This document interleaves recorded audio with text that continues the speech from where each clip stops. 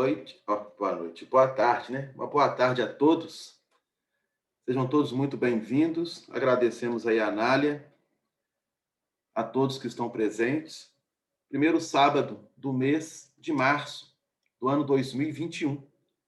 Nós daremos continuidade ao estudo que estamos realizando neste grupo sistematizado da doutrina espírita, irmão Moacir, e que estamos trabalhando com muito carinho os textos do Evangelho de Mateus, à luz da doutrina espírita, à luz da evolução. Atualmente, nós nos encontramos no capítulo 12, dentro dos versículos 22 a 32. Então, nós vamos ler mais uma vez, e é importante que a cada estudo, ao fazermos essa leitura, faz com que nós fixemos as lições. Incorporemos essas lições em nós. Bom, então vamos lá? Para que possamos dar continuidade.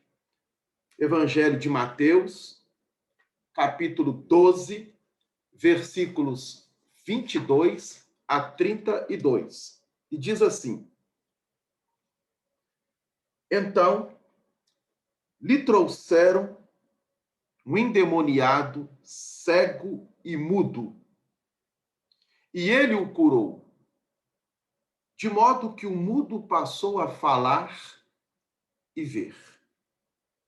Todas as turbas ficaram extasiadas e diziam: acaso não é este o filho de Davi? Mas, tendo ouvido isso, os fariseus disseram: ele não expulsa os demônios senão por Beelzebu, chefe dos demônios.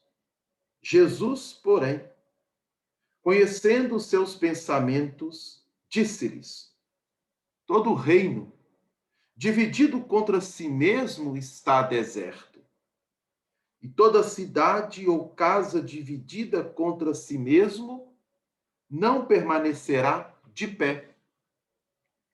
Se Satanás expulsa Satanás, dividiu-se contra si mesmo.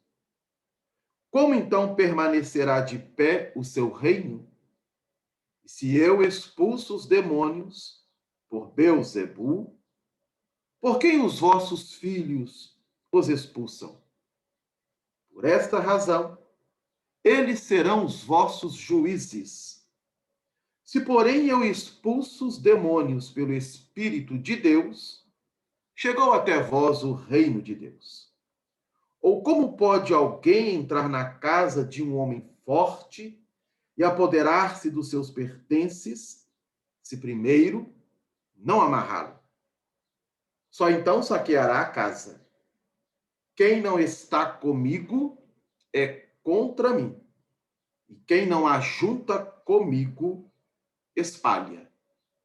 Por isso vos digo: todo pecado e blasfêmia serão perdoados aos homens, mas a blasfêmia do Espírito não será perdoada.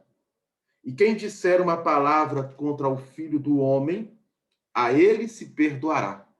Mas quem o disser contra o Espírito Santo, a ele não se perdoará, nem nesta era, nem na era prestes a vir. Bom, estes são os versículos aos quais nós estamos estudando e procurando compreender essas lições de Jesus dentro das chaves que a doutrina espírita já nos fornece. E no estudo anterior, nós estávamos trabalhando a questão da fala dos fariseus a Jesus em relação a Beelzebu. Beelzebu é uma divindade pagã que era cultuada séculos antes de Jesus. Mas que, à época de Jesus, essa divindade, por ser uma divindade pagã, era considerada justamente vamos dizer assim, um Deus do mal, entre aspas, tá, gente? Para que nós possamos compreender. Porque hoje nós sabemos que só há um Deus. E este é o trabalho ao qual não somente Jesus veio fazer com que nós entendamos, como também edificar aquilo que estava sendo construído por eles, os israelitas, em relação ao Deus único. Então é preciso que nós entendamos que à época de Jesus ainda haviam muitos povos que cultuavam divindades, acreditavam-se em vários deuses. Para eles, esses povos, que não eram israelitas, considerar apenas um Deus era uma questão de ignorância. Ignorância mesmo espiritual e até mesmo intelectual. E por que nós estamos dizendo isso? Há uma fala do Espírito Emmanuel no livro Há 2000 anos atrás, psicografado por Francisco Cândido Xavier. Nessa oportunidade, Emmanuel estava reencarnado como um senador romano, de nome Públio Lentulus, e nas conversações que ele tinha com outros pares e com amigos romanos, e tendo a notícia do Messias, do profeta de Nazaré, que chegou-se até a eles, e eles discutindo a respeito da questão dessa crença neste profeta que vinha em nome de um Deus e que esse Deus era o Deus único, Emmanuel, ali no diálogo deste livro, relata para nós, nas conversações com seus pares, à época romanos, mostrando justamente esse pensamento. A ignorância de um povo em ter apenas um Deus. Então, eles achavam isso um absurdo. Hoje é o contrário. Nós achamos absurdo pessoas ainda cultuarem divindades, deuses. Então, mudou-se. Isso reflete o progresso, o desenvolvimento do ponto de vista religioso que a nossa humanidade desenvolveu. Então, graças a Deus, a grande maioria dos espíritos encarnados e desencarnados que habitam o planeta Terra tem este entendimento de que Deus é um só. A grande maioria. Porque ainda, no planeta em que nós habitamos, existem irmãos nossos que cultuam divindades, deuses. Beelzebub era uma divindade pagã, que chegou à época de Jesus personificada como o Deus do mal, um ser malfazejo. E aí nós vamos encontrar na literatura bíblica justamente as personificações de demônios e de Satanás. No último estudo, nós lembramos que essa palavra Satanás, ela é justamente de origem semítica. O que é semítica? De origem hebraica, de origem pelos árabes, por alguns dos povos que trazem a linhagem, vejam bem que coisa interessante, das descendências de Sem. Então, todas as vezes que você encontrar a palavra semítica ou ouvir a palavra semítica, ela está se reportando não somente ao povo de Israel, aos hebreus, mas a todos aqueles povos que vinham na descendência de Sem. É Sem com S, tá? Não é com C, não. Porque você vai achar que é a nota de Sem. É Sem. S-E-M. E quem que é Sem? Um dos filhos de Noé. Um dos filhos de Noé. E Sem, ele está na genealogia reportada até a chegada de Jesus. Essa genealogia de 100 nós encontramos no Evangelho de Lucas. Lembrando a todos que Mateus, ele não traz a genealogia anterior a Abraão. Ele começa a genealogia a partir de Abraão. O evangelista Mateus. O evangelista Lucas, ele começa a genealogia de Jesus, de Adão até a chegada de Jesus. Para que nós possamos ter esse entendimento. E essa palavra Satanás, expressada aqui pelos fariseus como Beuzebu, que significa o príncipe ou chefe dos demônios, que à época anterior a Jesus, séculos anteriores, mais ou menos 500 anos antes de Jesus, tinha um entendimento diferente, tá? Era uma divindade pagã.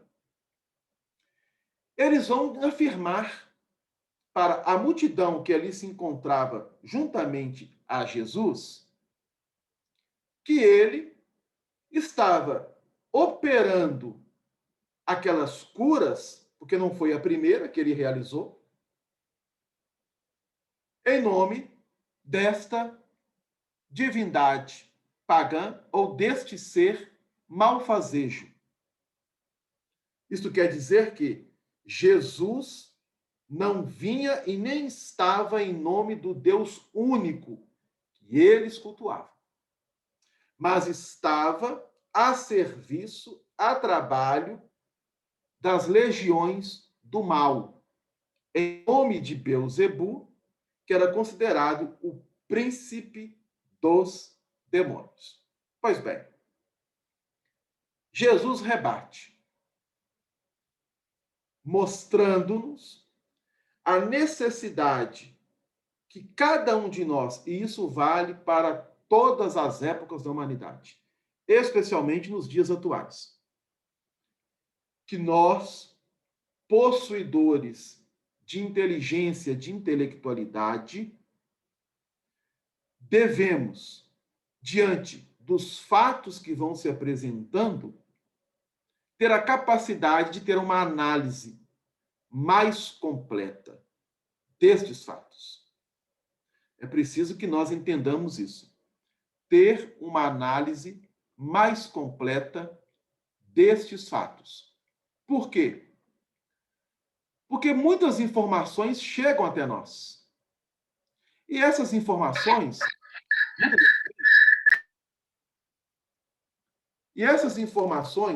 muitas das vezes, elas chegam distorcidas, diferentes do fato em si.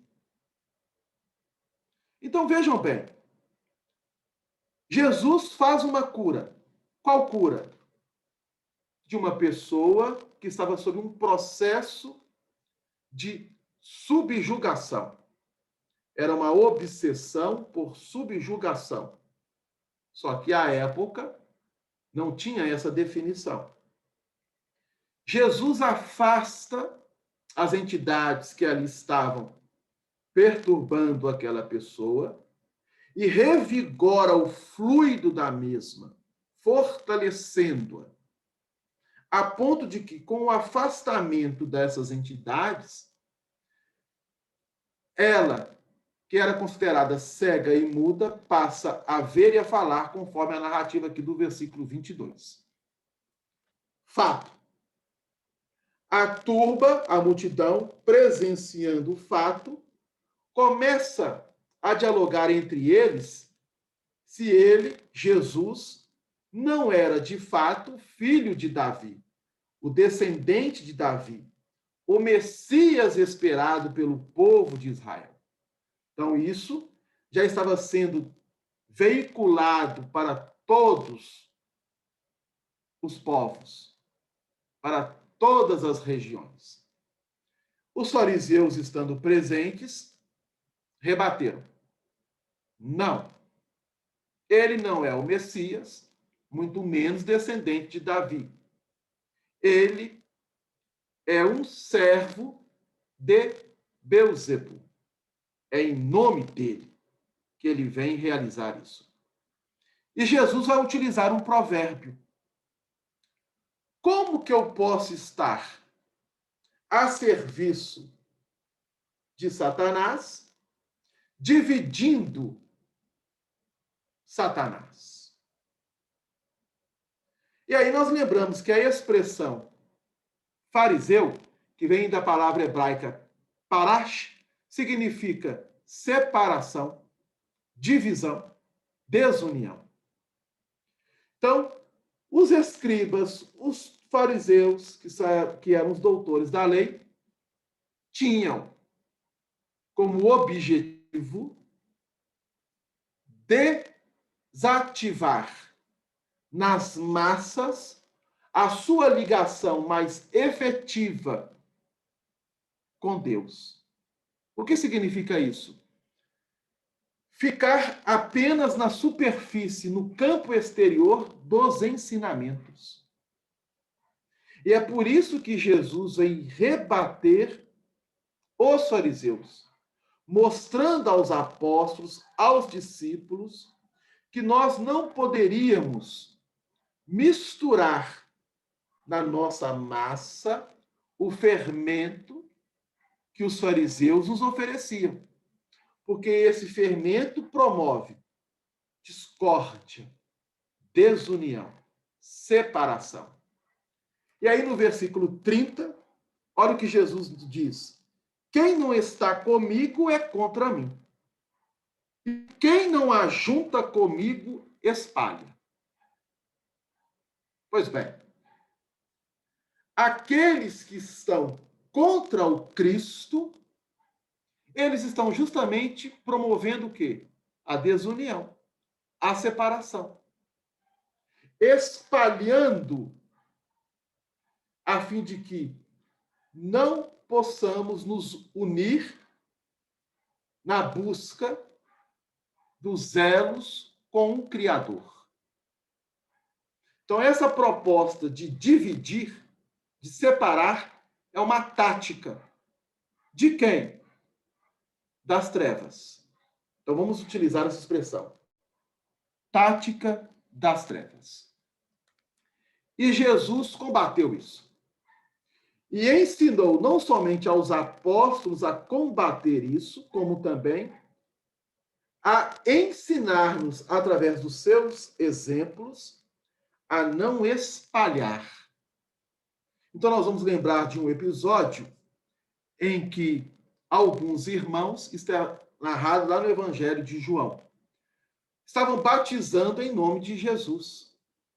E os apóstolos ficaram como que enciumados, né? Porque eles não faziam parte ali do discipulado de Jesus. Estavam meio que distantes, mas em nome de Jesus estavam ali realizando um batismo. E o que Jesus informa a eles? Justamente essa colocação aqui do versículo 30 de Mateus. Aquele que não é contra mim é por mim. Quem não ajunta comigo, espalha. Então, nós vamos lembrar aqui uma prece ensinada à espiritualidade do cantinho de Jesus. E essa prece, para quem não sabe, ela tem como fundamento justamente esse ensinamento do Cristo. Que os nossos amigos espirituais, especialmente em nome do nosso querido irmão Joaquim, pai Joaquim, ensinou-nos. Nós estamos com Jesus. Jesus conosco está. Nós estando com Jesus, contra nós, ninguém está. Essa prece, que no dizer dele é um mantra, está fundamentada justamente nesse ensinamento do Evangelho de Jesus, nessas palavras do versículo 30 do capítulo 12. Pois bem, e aí Jesus, ele coloca esse provérbio. Eles remetem a Beelzebu. É por Beelzebu. Só que Jesus sabia que Beelzebu era uma divindade pagã e que, ao longo dos séculos, foi personificada como um ser malfazejo, um Deus, entre aspas, que se opõe contra o Deus único. E que, na linguagem semítica, que vem aí da descendência de Sem, Sem é um dos filhos de Noé, onde o povo hebreu faz parte dessa descendência, juntamente com outros povos, tá? Porque os árabes, eles também vêm dessa descendência de Sem. Apenas que nós possamos entender isso. Ele vai relembrar a nós de Satanás. Porque Satanás vai ser justamente essa personificação de um Deus malfazejo que se opõe ao Deus do bem. Como se nós tivéssemos na estrutura do universo dois deuses que se combatem um ao outro. E por que nós estamos dizendo isso? Porque muitas ideologias, filosofias trabalhadas em nossa humanidade, eles vão se firmar justamente nessa questão da dualidade que existe no universo. Como assim, Delano? Que dualidade significa essa? A dualidade é bem, mal, noite, dia, frio, quente. Percebeu? Então, existe uma filosofia da dualidade. E essa filosofia, muito antiga, ela foi ganhando espaço e, obviamente, foi absorvida pelos povos, inclusive os israelitas. Pois bem. E aí nós lembramos que no estudo anterior, a palavra Satanás, ela vai surgir no texto bíblico, no livro de Jó, que é justamente este período de 500 anos, mais ou menos, antes de Cristo, em que este livro de Jó foi escrito. E qual que estava ali o objetivo deste livro de Jó? Jó, ele feliz com a família, ganhando ou recebendo todas as bênçãos do Pai, não somente no campo moral, espiritual, mas físico, como é relatado no livro. De repente, na narrativa, aparece a palavra Satanás, que se coloca diante de Deus e questiona a Deus sobre Jó.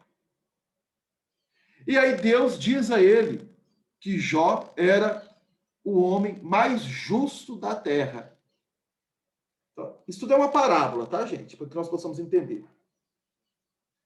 E que Jó, além de ser justo, era temente a Deus.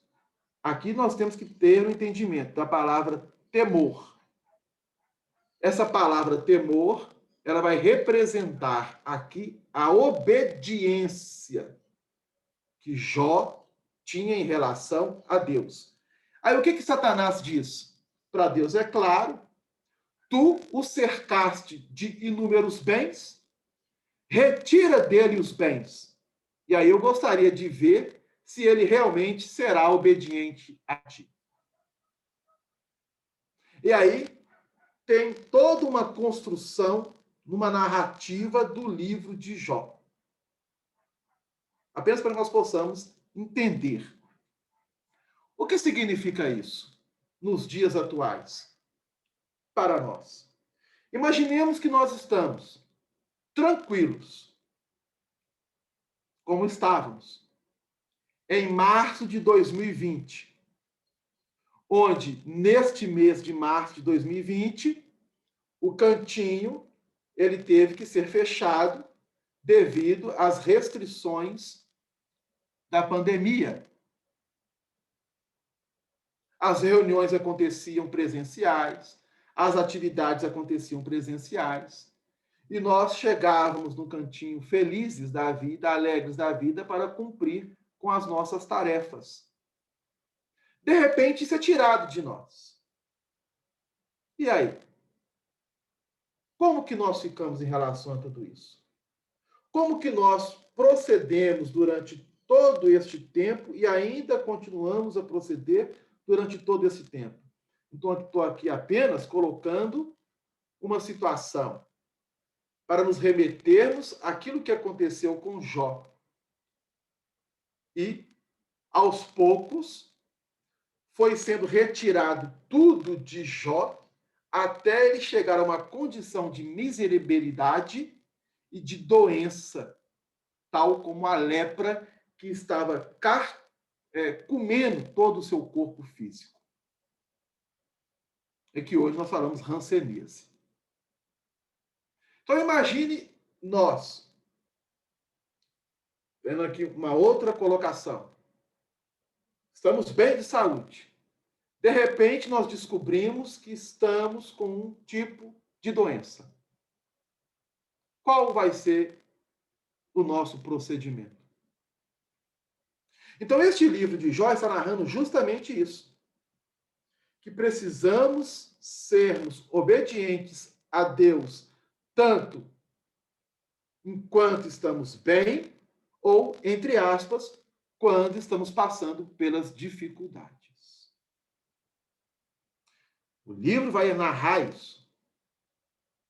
E Jesus, ele, ao estar entre nós, ele vai justamente propor a cada um de nós o reforço desta obediência que temos que ter em relação ao Pai e, através desta obediência, nos resignarmos para encaminharmos na nossa evolução espiritual. Há um ensinamento no Evangelho segundo o Espiritismo, no capítulo 9, que traz justamente este subtítulo: obediência e resignação. Pois bem, então Jesus vai combater os fariseus, se colocando à frente deles e informando a eles que se ele estava em nome de Satanás, de onde que vem essa racionalidade de operar em nome de Satanás, destruindo o reino de Satanás? É o que ele coloca. Todo o reino dividido contra si mesmo está deserto. Toda casa dividida contra si mesmo não fica de pé. Vamos fazer aqui uma analogia com o nosso corpo físico. Sabemos que os órgãos que constituem o nosso corpo trabalham numa harmonia e no equilíbrio dentro da sabedoria de Deus. Quando um órgão do nosso corpo físico para de funcionar ou tem algum tipo de lesão, os outros órgãos, eles vão cooperar para exercer, em muitas situações, aquele papel que um órgão faz. Para que a máquina orgânica que nos serve de instrumentalidade na nossa trajetória continue o seu processo de caminhada. Imagine se o coração começa a entrar em combate com os pulmões com o rins com o esôfago, com o estômago, com o intestino. O corpo físico conseguirá sobreviver? Se um começar a combater um ao outro? Não. Então, Jesus, ele lança-nos um provérbio fazendo que nós possamos ter uma análise mais completa, não somente daquele fato, mas de tudo aquilo que chega até nós, especialmente nos dias atuais. Quem promove separação, desunião, não pode estar com Cristo. Ah, Delano, mas e se fulano ou se Beltrano é assim, assim ou assado? Lembremos o ensinamento de Jesus. Orai por aqueles que vos caluniam e fazei o bem àqueles que vos perseguem. Não é esse o ensinamento? Pois bem. E aí Jesus vai trazer aqui uma colocação que é: como pode alguém entrar na casa de um homem forte e apoderar-se dos seus pertences?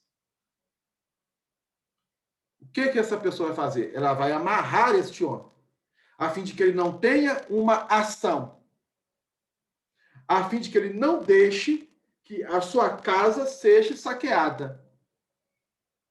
Ele vai amarrar ele.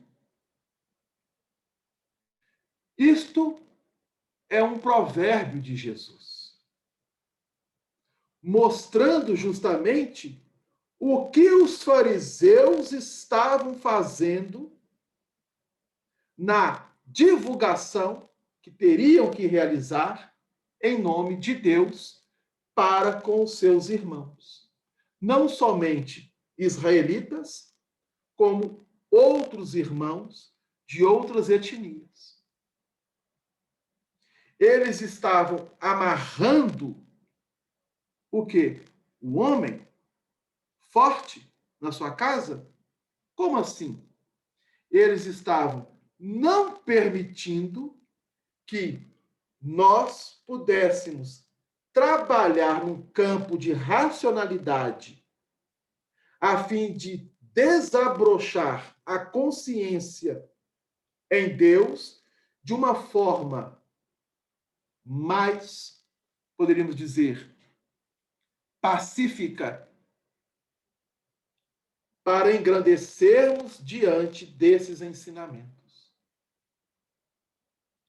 Eles estavam justamente fazendo isso, amarrando as consciências para que eles pudessem adentrar a casa mental das consciências e retirar tudo aquilo que nos pertence. E o que nos pertence? Os tesouros que nós precisamos amealhar e que Jesus ensinou-nos no capítulo 6 do Evangelho segundo Mateus. Buscai os tesouros do céu, onde as traças não corroem e os ladrões não roubam. Então, os fariseus, os doutores da lei, estavam agindo como alguém que estava entrando na casa, amarrando, aqui no caso, as consciências, o campo intelectual, não permitindo que este campo intelectual, que essa consciência desabrochasse, a ponto de ter um questionamento sadio para compreender e entender e avançar. Devido a que isso? Aos seus interesses.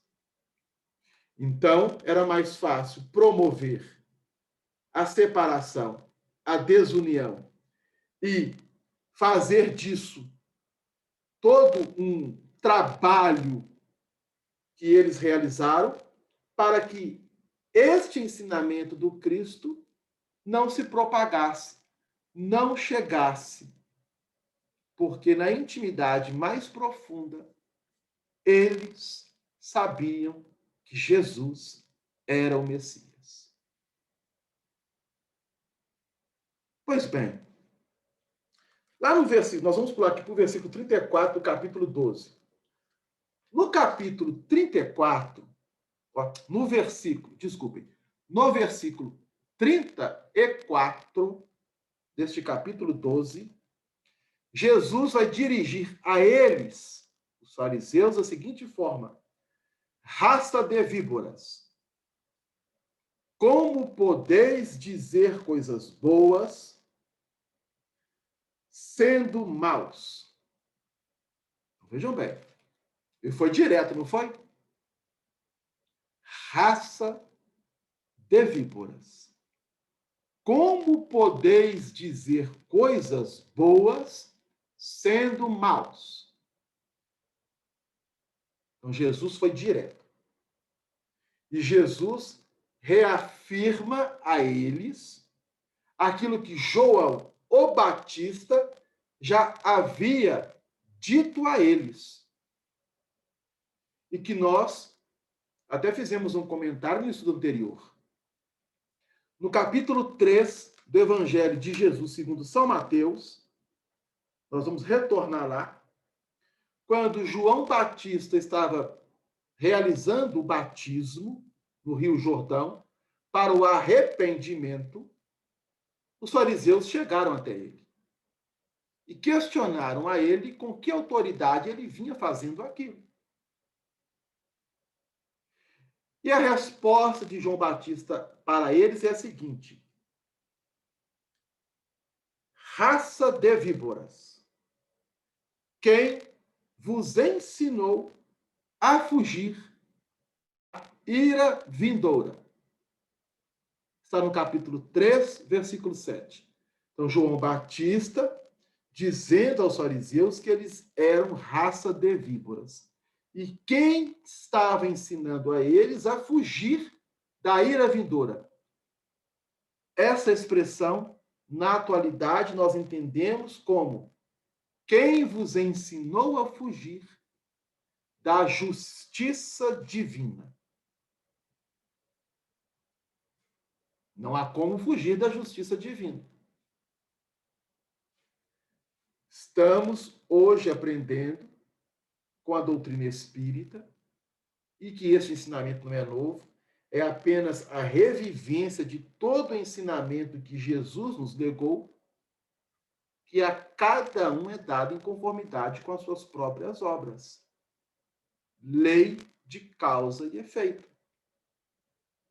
Então, ira vindoura significa justiça divina. E aí, reforçando o que Jesus diz nos versículos 32 e 31, onde toda blasfêmia e pecado serão perdoados ao homem quando ele assim o faz em relação a ele, Jesus. Porque ele mesmo legou-nos o perdão quando, estando na cruz, diz ao Pai: perdoai-os. Não sabem o que fazem. Mas, no encaminhamento aqui do versículo 32, ele diz: ao Espírito Santo, este pecado não será perdoado. E nós já fizemos um comentário em relação a isso, e para ampliarmos diante daquilo que nós estamos trabalhando hoje, significa que quando nós fazemos algo em relação a nós mesmos, e esse algo não é bom, é ruim, nós teremos que ter o resgate. Nós teremos que fazer a reparação. E às vezes essa reparação ou esse resgate perdura, não somente em uma encarnação, como várias reencarnações, podendo até sair de um planeta para outro planeta, dependendo da situação. A consciência ao qual necessitamos trabalhar em nós, onde está a lei divina, ela que nos condena ou ela que nos absolve. Temos aprendido isso com a doutrina espírita. Pois bem, e aí nós vamos retornar lá no capítulo 10 de Mateus, no versículo 18 e 19, porque Jesus está rebatendo a fala dos fariseus pelo fato deles dizer a ele e às turbas que ele estava operando em nome de Satanás. E aí, lá no capítulo 10, no versículo 18 e 19 de Mateus, Jesus vai dizer assim. De Mateus não, gente, desculpa. De Lucas, tá? Evangelho de Lucas, capítulo 10. É porque no capítulo 10 de Mateus, também no capítulo 10 de Lucas, nós temos a missão dos 70 ou dos 72. É quando Jesus envia os discípulos e os apóstolos de dois em dois. E que nós fizemos esse estudo. Lembram? Lá no cantinho? Pois bem.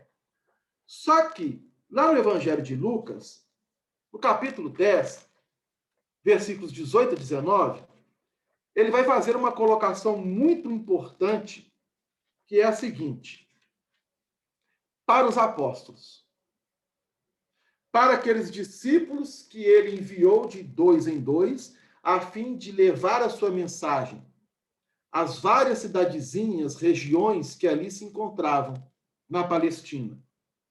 E aí eles voltaram, todos eles entusiasmados.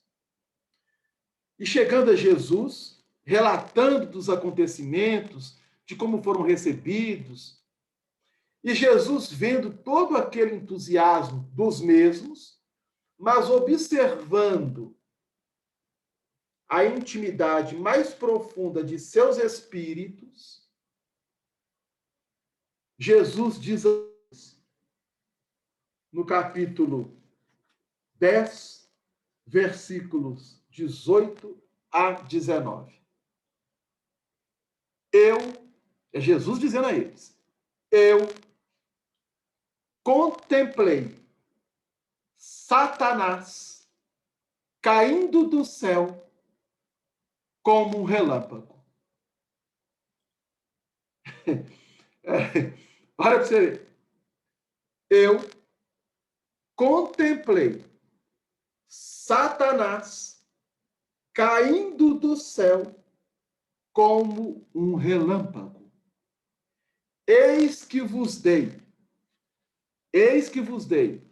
o poder e a autoridade de pisar serpentes e escorpiões e de anular qualquer ação do inimigo. Este inimigo é justamente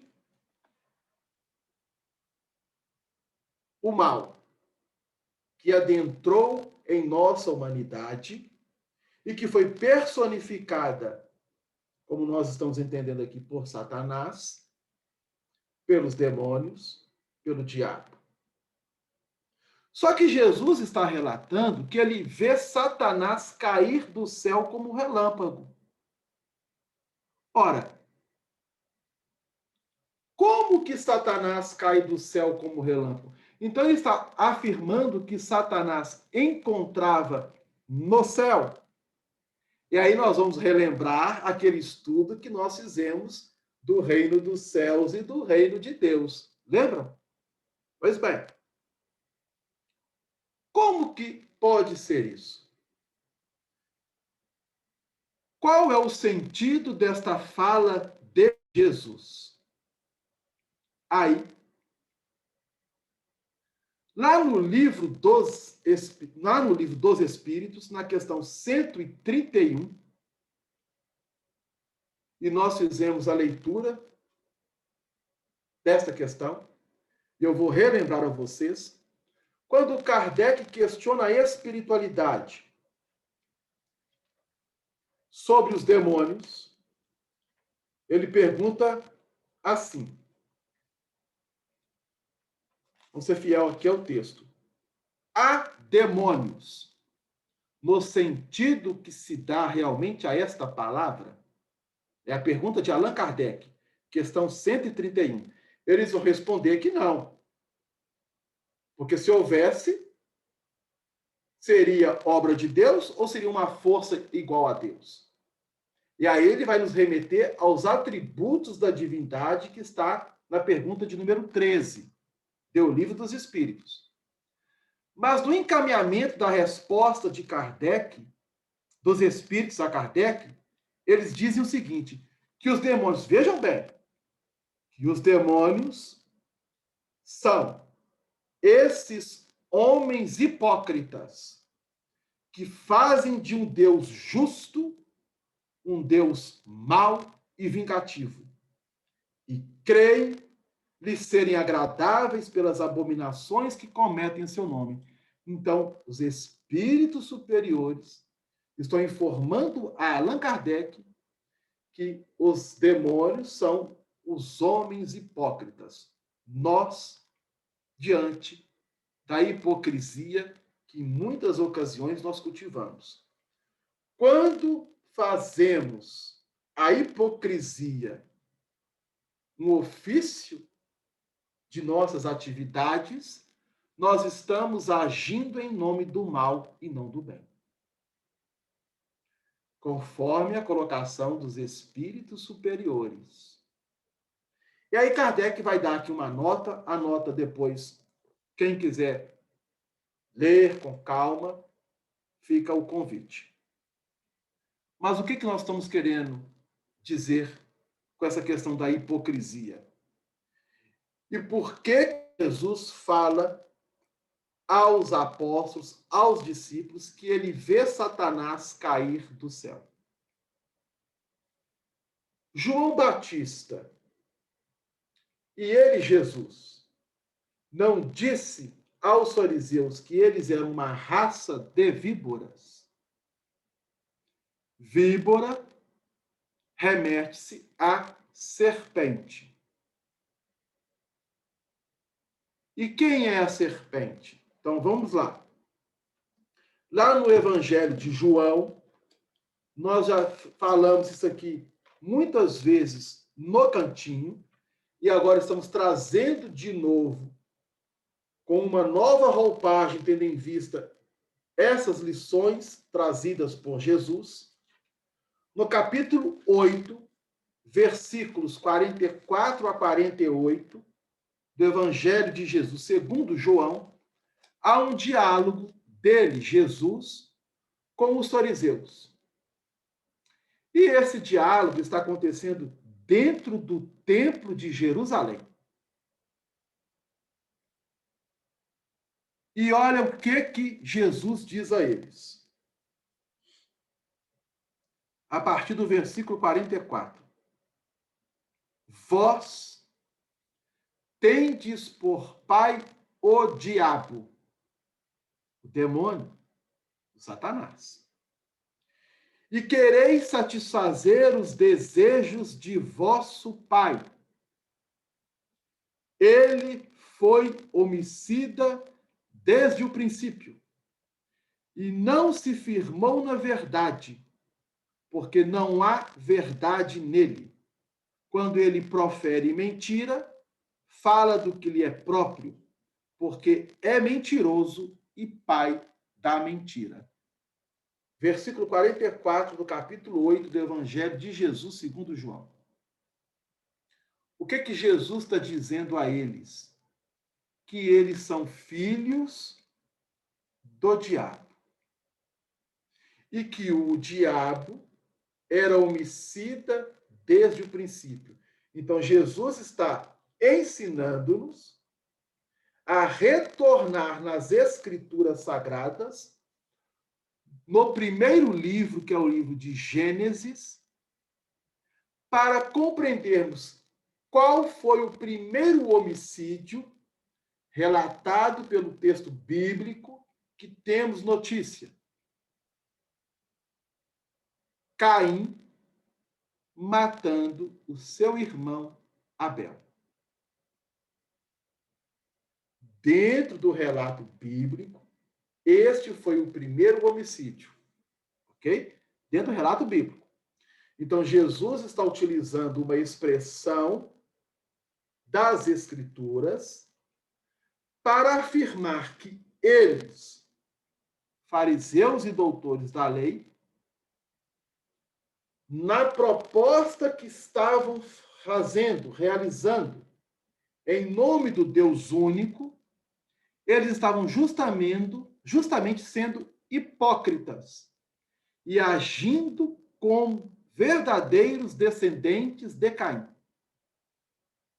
Bom, e aí você pergunta, Caim era filho de Eva com Adão, como está no relato bíblico.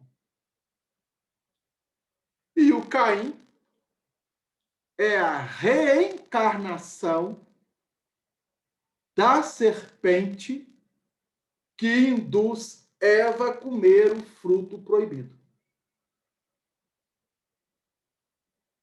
Então, Caim representa a reencarnação da serpente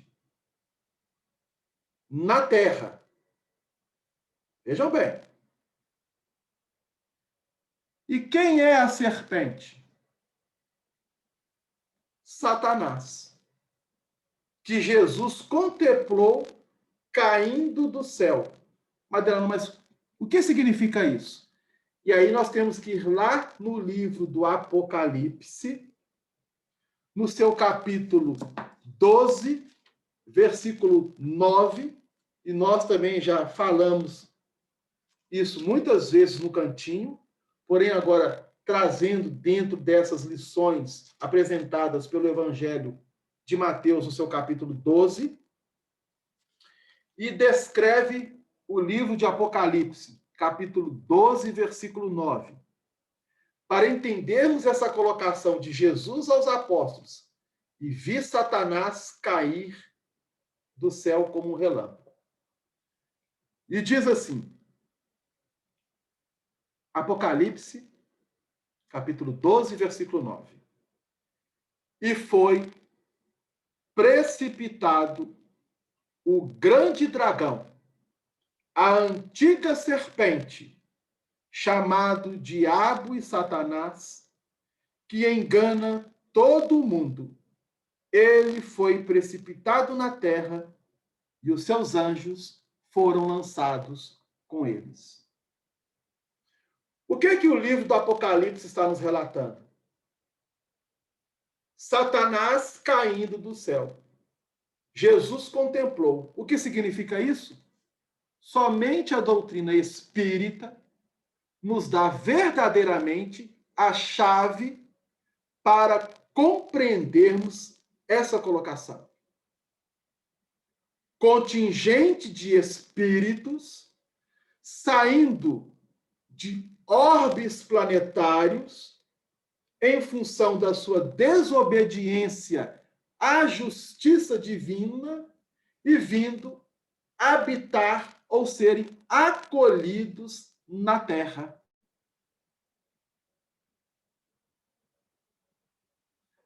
Os capelinos. E que no texto de Gênesis, nós vamos observar Adão e Eva tendo uma forma humana.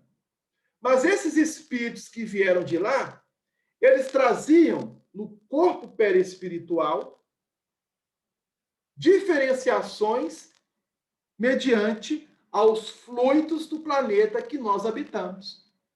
E que se fazia necessário se adaptar a esses fluidos a fim de poderem começar a reencarnar.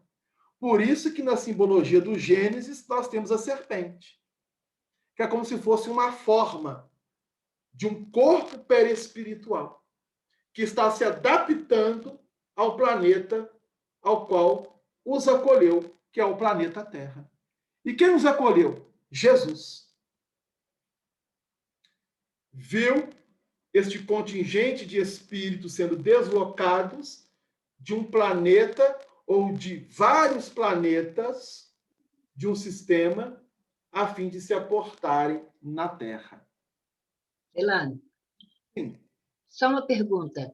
Os capelinos, então, eles tinham outras formas físicas, digamos assim? Os corpos não eram iguais aos nossos da Terra, não, né? É diferente.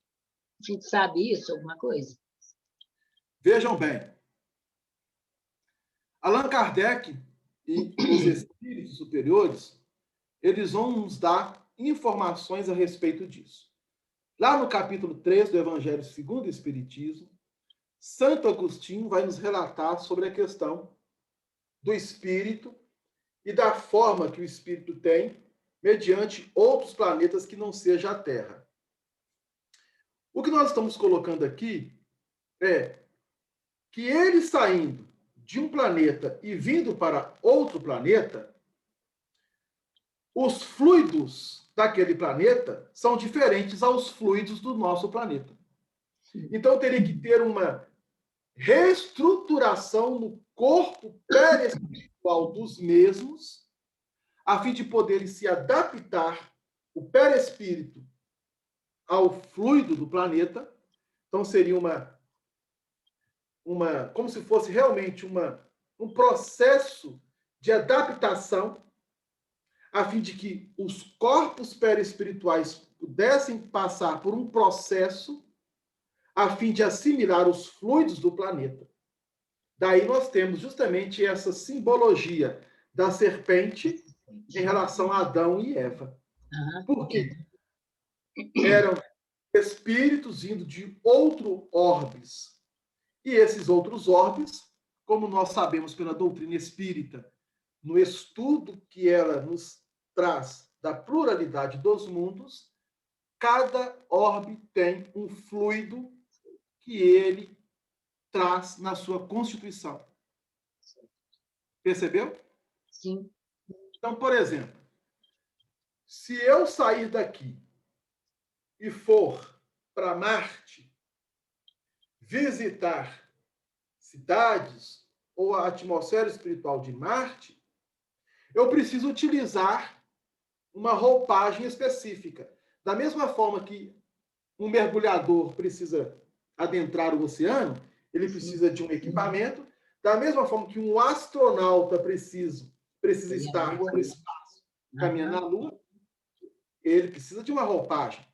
Entendi. O meu perespírito, para adentrar em Marte, eu preciso utilizar uma roupagem específica de acordo com os fluidos de lá, para que eu possa visitar. Beleza? Isso é possível. Agora, se eu for habitar Marte, o meu corpo perispiritual precisa passar por um processo de reestruturação de acordo com os fluidos de Marte. Vai ter que se adequar à situação de lá, né? Isso. Entendi. E assim sucessivamente. Certo. Mas lembra no Santo Agostinho, aí depois eu convido a vocês a fazerem essa leitura lá no Evangelho segundo o Espiritismo, que em todos os planetas a forma do espírito, ela se remete uma analogia da forma que nós temos. Ok? Bom, isso é uma colocação de Santo Agostinho. Mas à medida que os espíritos vão se desmaterializando, vão se evoluindo, obviamente, eles vão tendo formas diferenciadas que nós desconhecemos. Ok? Ok, obrigado. Então, vejam bem. Então, Jesus diz aos apóstolos que Satanás caiu do céu. Ele fala aos fariseus que eles eram filhos do diabo, a antiga serpente, mostrando que aquele agrupamento dos hebreus é um agrupamento que vieram de Capela, um outro sistema planetário. E aí, somente a doutrina espírita nos dá a chave da pluralidade dos mundos habitados. Você não vai encontrar essa informação em nenhuma outra filosofia ou ideologia na Terra que não seja a doutrina espírita. Para que nós possamos entender. Bom, e aí, se Jesus chamou os fariseus de Satanás, e se os espíritos superiores vão informar a Allan Kardec, na questão 131, que os demônios são justamente os homens hipócritas, então vamos lá no capítulo 23 do Evangelho de Mateus. a partir do versículo 13. Jesus rebatendo a eles, os fariseus. Então vejam bem a colocação de Jesus. Evangelho de Mateus, capítulo 23, a partir do versículo 13. Olha o que Jesus diz a eles. Mas ai de vós, escribas e fariseus, hipócritas, pois que fechais aos homens o reino dos céus, nem vós entrais, nem deixais entrar aos que estão entrando. E aí nós vamos pegar justamente essa fala e fazer a analogia com aquele versículo de Mateus, onde Jesus lança aquele provérbio: para entrar na casa de um homem, saquear os seus bens, você amarra ele. E é justamente isso que os fariseus estavam fazendo conosco. Ou todo fariseu faz ao outro semelhante. Ele está saqueando os bens deste semelhante, não permitindo que ele avance tanto no campo intelectual, tanto quanto no campo moral. Hipócritas, fechais aos homens o reino dos céus. E nós vamos lembrar mais uma vez que o reino dos céus é a construção da nossa consciência mediante a lei divina. Então eles estavam fechando, não permitindo a entrada, e nem eles também estavam entrando. Aqui, ó. Fechais aos homens o reino dos céus, e nem vós entrais, e nem deixais entrar aqueles que realmente querem entrar. Então, mais uma vez, Jesus vai afirmar, e nós vamos estudar ainda, está no capítulo 23, é um capítulo longo, e Jesus vai chamar eles de hipócritas várias vezes, quando ele diz assim: ai de vós, escribas e fariseus, hipócritas. Está no versículo 15.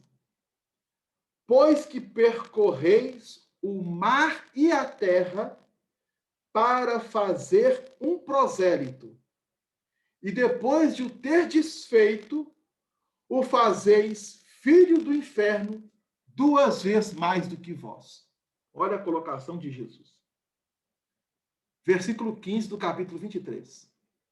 Ai de vós, escribas e fariseus hipócritas, percorreis terra e mar para fazer um prosélito. E quando conseguem fazer um prosélito, vós o fazeis filhos do inferno 2 vezes mais do que vós. Que é justamente o quê? Fazer com que o espírito não avance no seu campo intelectual e moral, mas fechando a ele o acesso à intelectualidade e à moralidade para que ele não avance. E aí este espírito fica como que robotizado, exercendo algo em torno de uma lei que para ele é verdade. Vamos relembrar que Paulo, antes de ser Paulo, ser Saulo, ele foi instruído na seita dos fariseus para se tornar um dos maiores doutores da lei. E quando ele se deparou com cristãos que pregavam fraternidade, respeito e tolerância, o que ele fez? Para defender a lei de Moisés, ele utilizou violência a ponto de permitir a morte de outro semelhante. Olha a ignorância. Embora, de um ponto de vista da época, ele estava exercendo uma função que para ele era correta. Porque ele foi preparado e ensinado dessa forma. Só que este ensinamento foi um ensinamento deturpado. Perceberam? E que Jesus, justamente, veio nos mostrar que se a nossa justiça não superar e for muito maior que a dos escribas e dos fariseus, nós não entraremos no reino dos céus. Está no versículo 20 do capítulo 5 de Mateus. Se a vossa justiça não for maior, isto é, não exceder a dos escribas e dos fariseus, jamais entrareis no reino dos céus. Porque a justiça dos fariseus não estava em comunhão com a justiça divina. Porque era a justiça da separação, da divisão, da intolerância.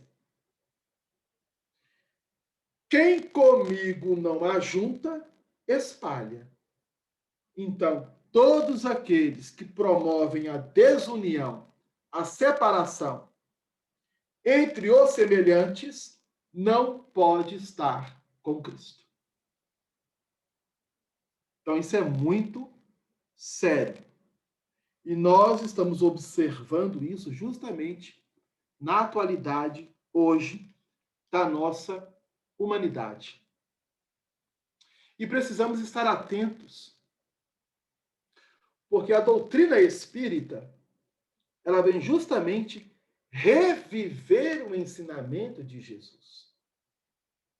Allan Kardec, o codificador, ele nos propõe a termos um crivo de racionalidade em tudo, até mesmo para com os espíritos.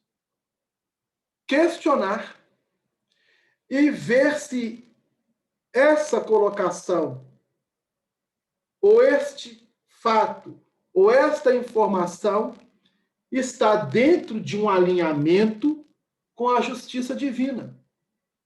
Porque se estiver, está correto. Mas se não estiver, nós não vamos utilizar uma força, uma violência, mas vamos nos portarmos como cristãos.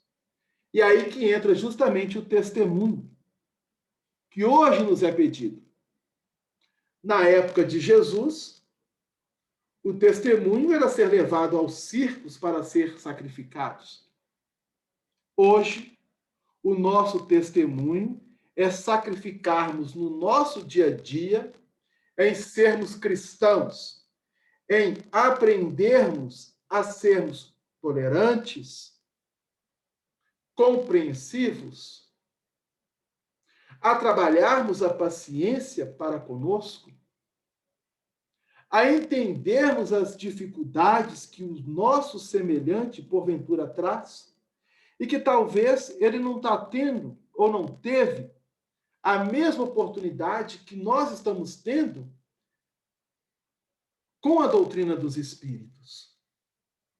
Há muitos irmãos nossos que nesta encarnação não foram permitido a eles o contato com a doutrina espírita. Mas muitos que foram permitido o contato não souberam valorizar ou não têm sabido valorizar esse tesouro que o mais alto tem depositado em nossas mãos. Então, esses versículos 22 a 32 do Evangelho de Jesus segundo Mateus mostra-nos justamente isso. E aí, lá no versículo 22, que abre justamente essa lição, é levado a quem? A Jesus. Um endemoniado. Nós estamos observando ali as consequências. E Jesus restaurando Mas, através da restauração, existe todo um trabalho que precisa ser feito. Porque a pergunta é: como que aquele endemoniado chegou àquela condição? Ali está os efeitos, as consequências e as causas que originou. E é justamente isso que nós vamos deixar para o próximo estudo, no terceiro sábado do mês de março, se Deus o permitir. Então, nós vamos fechar por hoje, agradecendo a Jesus imensamente a oportunidade e rogando a Ele que nos dê força, paz e luz para continuarmos a nossa proposta evolutiva. Uma boa noite e um grande abraço. Delano, ó, maravilhoso, viu? Nossa, fecha para a gente o estudo, traz para a gente, assim, um reforço.